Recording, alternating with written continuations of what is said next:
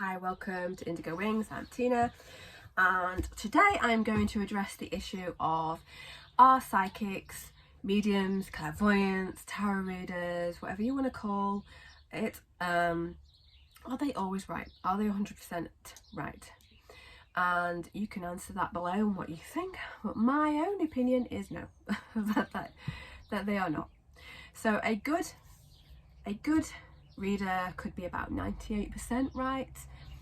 I have myself many returning clients. I have clients telling me that everything happened that I said. So, you know, you do have it where, you know, you get a lot of information correct, but there's always a variable, there's always a change. And that's because we live on a certain plane in human, our plane is about the human's free will.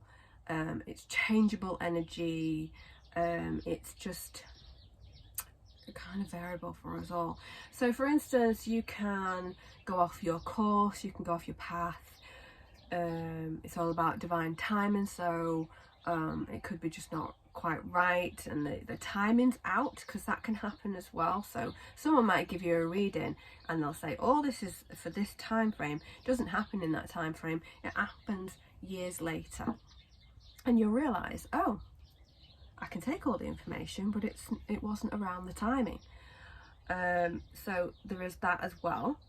And you might think spirit know everything, so why would it, you know, why would they give information that's, they don't work on our vibrational way.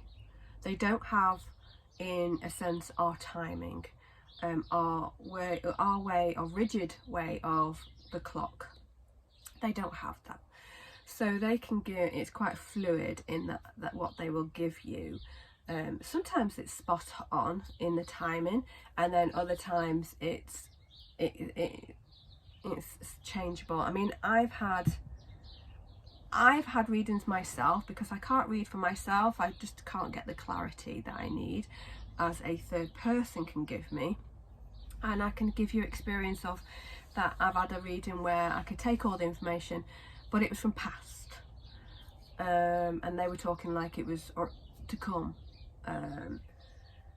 And also I had for 8 years told that I was going to move house, and I really wanted to move house. I didn't like where I was, I wanted to move, and for 8 years it took for the energy. And what I will say is, every single time they said yes, you're going to move, and it would always, you know, but I will say I had to ask early on in the timing. I had to ask the question, am I going to move? And then right near to closer to the time that I did move, it'd be near enough the first thing out of their mouths about a move. So the energy obviously was shifting up to where it's going to be. So they're the things. Timing is different because, yeah, we're on a time length, we're on a locked time length, really more rigid time length us where we are, and they are not. They're more fluid in their timing, they don't really do it. So that's where you can get the variables changing. So there is energy that is about free will, it's about divine timing, it's about you suddenly going off your path and not, it wasn't for you. So I've had so many times about various different things in my years that have come in, and at the time I could relate to them, but I didn't stick to that because I went somewhere else on my path, and so therefore that flew away. It wasn't going to happen because I didn't stay on it. So for instance, I am a trained hairdresser, not that looking at my hair today, by the way, a beautician, a holistic therapist. So I have all that background. And many years ago now, I was told about having my own salon. And, you know, because I've always worked pretty much self-employed. And it was there, but I've worked self-employed, but I've never actually had a salon as in a physical place. But I tell a lie, I did rent a room where I did beauty treatments, but not hair.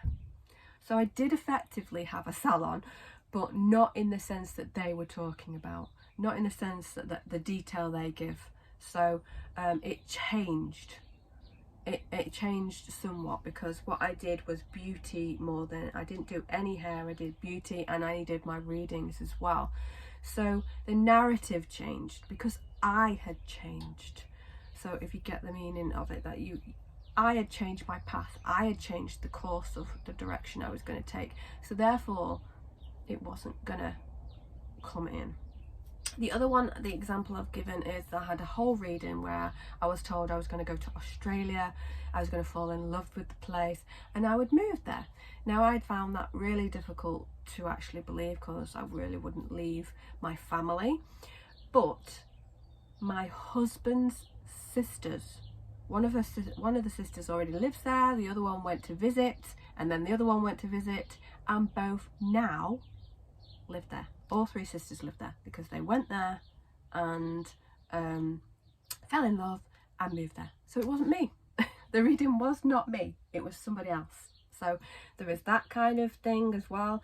And I remember a woman telling me that she could never really get a true reading for herself. It was always about a sister or another family member, which is a bit of a shame. paying for your reading and knowing that you know it's all about somebody else.